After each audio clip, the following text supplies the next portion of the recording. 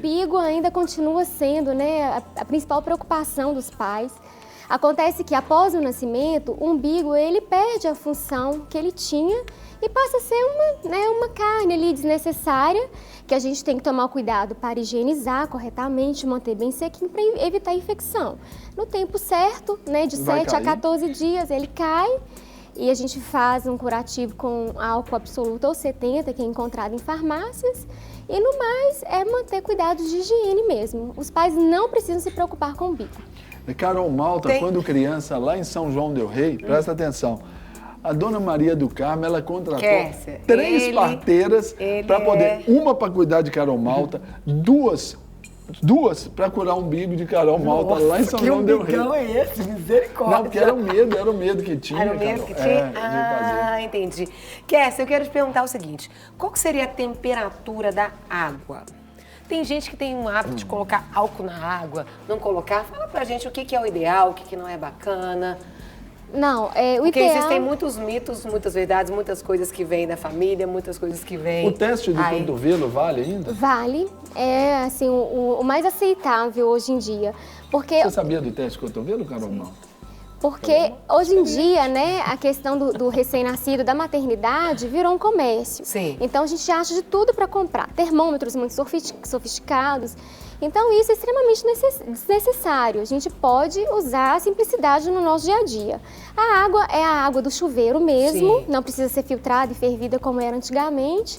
A temperatura, uma temperatura morna, né? A água não precisa ser muito quente, uma temperatura mais morninha.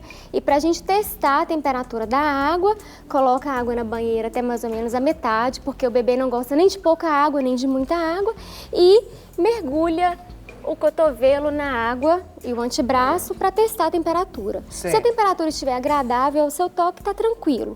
Se não, aquece mais um pouquinho, resfria mais um pouquinho. Então essa temperatura que a gente percebe aqui é o que o bebê vai perceber. Então esse é o melhor termômetro. Hoje em dia a gente tem no mercado disponíveis almofadas que a gente pode colocar dentro da banheira para dar mais um conforto. Eu não tinha medo não, porque eu aprendi e a gente tem que... Mas tem uma maneira certa também, não tem, Kessia, de pegar que é assim, ó, segurando aqui, não é isso? Sim, está correto. Aqui assim, ó, segura aqui com o segura, dá a estabilidade. Gente, olha lá, aqui... Ela vai poder ou você... Não, vai só perguntando, porque a gente já vai falar. Achei que você já ia dar banho no neném. Às vezes tem um pai que segura assim pelo pescoço e dá problema, né? Na verdade, isso não dá muita segurança pro bebê, porque o bebê não está acostumado a ficar de costas, assim, de barriguinha para cima. Então isso gera um certo receio na criança, torna o banho um pouco mais traumático, né, mais agitado. Então o melhor mesmo é segurar como você está segurando, dar estabilidade para a coluna do bebê e dar segurança para ele na hora do banho. Carol Malta vai dar este primeiro banho nesse bebê. Vai ter que tirar a fralda, viu, Carol? Não, ele é pesadinho, esse bebê, Esse bebê, ele tem mais ou menos o tamanho e o peso de um bebê normal. Agora, conta pra gente tudo aquilo que você deixou separado. Que é necessário. Aqui é um algodãozinho, que é o ideal para a gente poder fazer a higiene da genitália da criança. Não é bom usar lenço umedecido nessa fase no dia a dia, somente para ir dar uma pediatra, a casa da avó. Então, mais prático é uma água morninha e algodãozinho para poder fazer a higiene. E essa água morninha, interessante, é bom você mantê-la assim numa garrafinha térmica apropriada, né, limpinha, higienizada, para quando você for fazer, coloca ali para não ser aquela aguinha fria também. Isso, mas muito cuidado. Nos tempos de frio, Carol. Mas muito cuidado com a temperatura da água da garrafa, sempre testar antes, porque às vezes ela fica mais quentinha e a gente acaba queimando o bebê. A pele é muito sensível, então a água tem que ser testada antes. Sim. A toalha, né, tem que ser uma toalha mais delicada, então a toalha felpuda por fora para absorver a água e uma toalha fralda por dentro, por causa da delicadeza da pele do bebê. Deixar separadinho, a fralda deixar separado, roupas preferencialmente 100% algodão, para não provocar alergia na criança. Uma criança, né, tem uma pele muito sensível, mais propensa a alergias. Fraldinhas ou babinhas de algodão para fazer higiene de ouvido, nariz, para limpar as partes menorzinhas da criança. As dobrinhas, né? Passar bem com cuidado. A gazinha, que a gente utiliza para o curativo do coto umbilical, né? Ela vem esterilizada no pacotinho que a gente vende na farmácia. O óleo mineral também é um coadjuvante na limpeza da genitália, especialmente para tirar resíduo de pomada, restinho de fezes que podem ficar acumulados. Então isso é usado antes do banho. Antes do banho. E isso também ajuda na hidratação também da Isso, pele, pode se utilizar para massagem de conforto antes do banho, principalmente porque o bebê após o nascimento ele vai trocar de pele, então ele vai descamar, dá algumas rachaduras na pele, então o óleo mineral antes do banho ajuda nessa hidratação. E nesse tempo de frio, assim, por exemplo, quanto ao ambiente, é importante mantê-lo fechado ou o basculante pode ficar aberto? Não, a casa pode ficar toda aberta. Agora, se for um lugar que venta muito, evitar correntes de ar diretamente no bebê. Mas a casa ela deve ficar aberta, principalmente porque nós estamos numa época de muita transmissão de doenças respiratórias, né? E aí, o que a gente faz? A gente agasalha a criança, né? Põe uma roupinha mais quentinha, se as mãos e os pés estiverem frios, um pouquinho mais azuladinhos, a gente calça uma meia, uma luva, pode-se usar gorro. Sim. E usar roupas quentes, preferencialmente enrolar o bebê em manta, não ficar colocando edredom ou cobertor sobre o bebê nessa fase, não. Esse friozinho que está aí, Kessia, o nosso querido Neiriberto Rezende nos pergunta a respeito de colocar um aquecedor assim no quarto, isso é legal ou não há necessidade, assim, como? Não, pode sim. Aqui em Belo Horizonte, por exemplo, nós temos regiões muito frias e que os pais geralmente usam aquecedor em casa. O ideal é que seja um aquecedor a óleo, por exemplo, porque os elétricos, eles, principalmente aqueles quadrados que a gente põe no chão, eles são muito perigosos, porque se eles caem, eles podem provocar um incêndio. Então, ou aquecedor a óleo, ou os aquecedores que vêm naqueles aparelhos portáteis que não tem risco de causar nenhum incêndio, isso para aquecer. Mas o aquecedor é bem-vindo. Para a ambientação do bebê é válido também? É válido. Desde que a temperatura seja controlada, não seja muito quente, porque se aquecer demais o ambiente, o bebê vai superaquecer também e pode até ter uma elevação de temperatura próximo de uma febre, por exemplo. Ótimo. Entendi. Tem mais detalhes ali para você compartilhar? O álcool absoluto, que é encontrado em farmácias para fazer o curativo do cordão umbilical e também a higiene. E não precisa ser aplicado diretamente na pele, já pode pôr na gazinha mesmo, que ela já vai absorvendo e vai... Não, na pele não, a gente sempre põe na gazinha. Tá vendo, Carol? Eu fui um bom pai, assim, de bebê. Assim. Muito aplicado. Que bênção. A gente aplica na gazinha, uma ponta só da gazinha molhada. Essa parte envolve o coto umbilical e a parte seca vem por fora. No coto umbilical, lembrando que a gente não pode colocar faixinha, nem moedinha, nada. É somente o álcool absoluto e a gazinha. Moedinha? Antigamente, usava-se moedinha para a criança ficar com o umbigo fundo. É verdade. Então, isso é um mito, porque, na verdade, a genética dos pais é que vai determinar se o umbiguinho da criança vai ficar para dentro ou para fora. As crianças muito magrinhas, geralmente, elas têm o umbiguinho mais para fora mesmo, porque os músculos da barriga ficam um pouquinho separados, que a gente chama de diastase abdominal, então o umbiguinho fica um pouquinho para fora mesmo. Mas, à medida que vai crescendo, vai engordando, o umbigo vai tomando a forma do umbigo dos pais, vai seguir a genética dos pais. Entendi. Tá? Não sabia disso. Legal. E o cotonete para fazer, né, a haste flexível para a gente usar na limpeza do coto umbilical e também... Esse cotonete é diferente. Ele é diferente. Diferenciado, olha. Ele tem duas pontas. Ele tem uma ponta. Uma das pontas você pode usar para fazer a limpeza do ouvido, porém só da parte de fora. A gente nunca introduz a haste flexível dentro do ouvido para não lesionar tímpano, somente da parte externa. Certo. E fazer a limpeza também. Esse ajuda na hora de limpar aqui embaixo no coto umbilical da criança. O que são aqueles dois detalhes ali? Isso aqui... Fiquei curiosa. Hoje em dia, a Anvisa não permite mais furar a orelhinha da criança na maternidade. E nem permite furar com o próprio brinco da criança por questões de infecção. Ok. Então, só é permitido furar hoje em farmácias, clínicas e no domicílio por pessoas especializadas. Ok. Não se pode usar pistola em crianças até 10 anos de idade, então desenvolver um dispositivo que não tem pressão, não faz nenhum barulho, é totalmente silencioso e não agride a audição da criança. E é utilizado um brinco antialérgico de aço cirúrgico que acoplado naquele dispositivo e faz a perfuração. Então não tem contato, né? O brinco é totalmente estéril. Esse brinco ele deve permanecer 30 dias na orelha da criança até a total cicatrização. Depois desses dias, os pais podem substituir pelo brinco da criança, porque não se pode furar com o brinco da criança também. Entendi. Que dá uma dosinha, dá. Agora, também, Kessias, para a gente falar sobre o cuidado com as unhas da criança, porque quando nasce, as unhas estão muito grandes, né? E não se pode cortar no hospital pelo risco de infecção. É um procedimento simples, mas dê uma dica para os nossos papais aí como fazer esse Existe aquele negócio, o pessoal tem mania de soprar a primeira unha, sopra, não pode cortar. Existe também, você sabe disso, não? Mito e verdade, isso aí. Você nunca ouviu também? Não, nunca ouvi, Carol. Gente. De São João del Rei para o mundo através de Rede Super. A primeira unha, ela que não podia cortar, não. Aí tinha que soprar porque ela vai descamando e vai saindo. Na verdade, o sopro tem a ver mesmo com a medida, a resistência que a unha da criança vai adquirindo após o parto. Sim.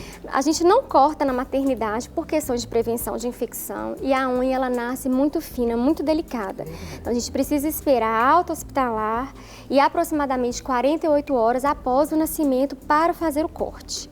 Então, deve ser feito em casa. O corte da unha com tesourinha de ponta redonda, que a gente encontra em farmácias e lojas especializadas, ou um cortador próprio para criança. O ideal, né, se os pais estão inseguros, um segura e o outro corta. Não precisa cortar tudo ao mesmo tempo. Às vezes você corta as mãos, no outro dia você corta as unhas dos pés, porque a criança ela fica muito inquieta. Ela não gosta muito de ser muito manipulada. E aí afasta um pouquinho a polpa digital da unha e faz o corte retinho, com cuidado para não cortar o dedinho da criança. Mas é muito tranquilo. Então a gente vai pedir para você explicar um pouquinho das banheiras. Eu vou passar o bebê para você. Obrigada. Para você dar a nossa aula prática. Vamos tirar essa parte aqui. Olha que interessante. Normalmente, algumas maternidades elas utilizam uma presilha para campar, né, para poder tampar o coto umbilical. Sim. Então essa presilha ela não pode ser retirada, ela deve ficar até a queda total do umbigo. E como eu disse para vocês, separar tudo antes do banho, deixar tudo prontinho, colocar a água na banheira até a metade, testar a água e explicar para a criança o que vai acontecer, né? Porque a criança, como nós, ela é uma pessoa, ela tem sensibilidade e a gente não pode tratar como se ela não existisse, como se ela não tivesse ali. Então, chamá-la pelo nome, explicar que vai, né, acontecer o banho, como o Sérgio explicou, né? Segurar a criança aqui dá uma sustentação na coluna, apoiar a cabeça da criança. E ela fica firme, né? Ela fica firme. Quem quiser usar redinha também, um colchãozinho que acopla na banheira, pode usar tranquilamente, se der mais segurança para o pai. Começar o banho, né? Mergulhando os pés da criança. Deixa eu só fazer aqui assim, ó, só para pegar mais. Para pegar melhor. Assim, ó. Isso. Mergulhar a criança pelos pés com a água limpa. Lavar o rostinho da criança sem sabão. O sabão ele deve ser neutro, glicerinado. Fazer uma espuma com a mão, lavar toda a parte anterior da criança. Já é um momento até de carinho do papai, da mamãe, da vovó, quem estiver dando com o próprio bebê, né? Fazer desse momento um momento prazeroso, Pode né, ligar uma musiquinha, Nana Neném, na hora do banho, ir conversando com a criança. Depois que a gente lavou o rosto e a parte anterior da criança, a gente lava a cabeça nesse momento, pode ser com shampoo ou mesmo com o próprio sabonete neutro, né? Com movimentos leves. A criança é uma criança que não se suja, né? Então, não precisa a gente ficar esfregando muito. Empregando a força ali. Isso. Né? Depois que a gente lavou toda a parte anterior do bebê, lava o umbigo, sem medo, pode lavar ao redor, fazer uma higiene. Que nem dói para a criança. Não né? dói. A gente só não pode puxar, porque pode sangrar e o sangramento pode favorecer a infecção, mas é praticamente uma carne sem sentido. Uma carne morta. Uma carne morta. E aí a gente vai lavar a parte posterior, as costas da criança. Então, na hora de virar a criança, sempre dando a sustentação no pescoço. A gente tem que lembrar que o pescoço dela é bem molinho. Você virava? Virava, fazia tudo. Menina. E um detalhe, essa talvez seja uma das posições mais agradáveis para a criança, porque ela está mais firme, né? Ela se sente mais segura, né? Ela está com o bracinho ali E ela estava acostumada a ficar nessa posição no útero, então é a posição que ela gosta muito. Então, a partir daí, a gente lava a parte posterior da criança e, por último, a gente vai lavar a genitália, sempre de frente para trás. Por que a gente vai lavar por último? Porque a água da banheira não é água corrente, igual do chuveiro. Então, a gente lavou aqui e contaminou a água. Então, a gente deixa por último. É a última parte. Nada de lavar o roxinho depois.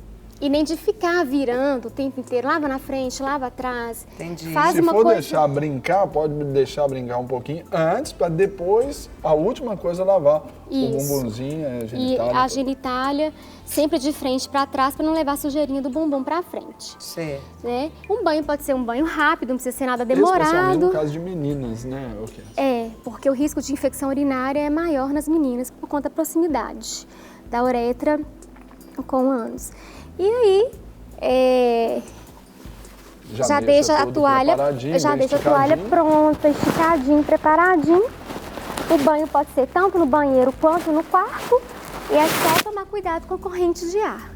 Pronto. Ok. Mas você trouxe essa outra aqui também, né? Esse aqui é um uforozinho infantil. Que a gente dá um banho terapêutico na criança. Então, é um banho de balde que simula muito o ambiente uterino. E é muito bacana para acalmar os bebês e para relaxar. Pode-se usar um óleo essencial de lavanda para ajudar o bebê também a relaxar mais no banho. O balde ele deve estar apoiado numa superfície firme, como o chão, por exemplo, para dar mais firmeza.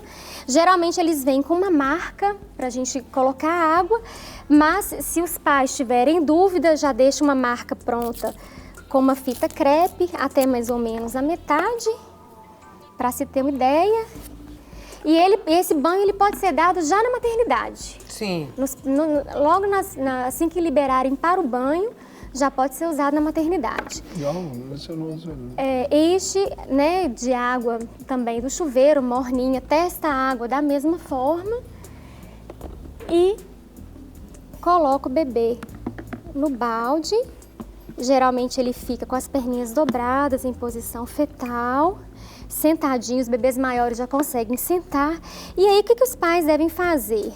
Como a cabeça do bebê é muito, não tem firmeza ainda, é muito molinha, a gente dá a sustentação aqui com os dedos e deixa o bebê boiar, relaxar, curtir o banho. Ele vai lembrar do ambiente uterino, vai ser como se ele estivesse na barriga da mãe de novo. O formato do balde, tudo favorece isso. E aqui a gente vai dar sustentação para o bebê não virar a cabecinha nem para frente nem para trás. É um banho maravilhoso, maravilhoso. E aí, mas isso aí dá banho normal, passa sabão nele todo? Não, ou não, deixa ele só para relaxar esse momento? É bom só para relaxar para quem não tem experiência, Carol. Os profissionais de saúde já conseguem fazer higiene, porque já tem mais destreza. Mas os pais, eles ficam um pouco inseguros. Então pode deixar só para um banho para relaxar mesmo. Esse pode ser um banhozinho do final do dia. Aquele momento que o bebê já vai ficando mais enjoadinho, as cólicas podem vir. Quando as cólicas... Isso, é um momento ideal, é o banhozinho de ofurô. Para receber todas as novidades do canal, inscreva-se. E se curtir o vídeo, clique em gostei. Aproveite para acompanhar a Rede Super nas redes sociais.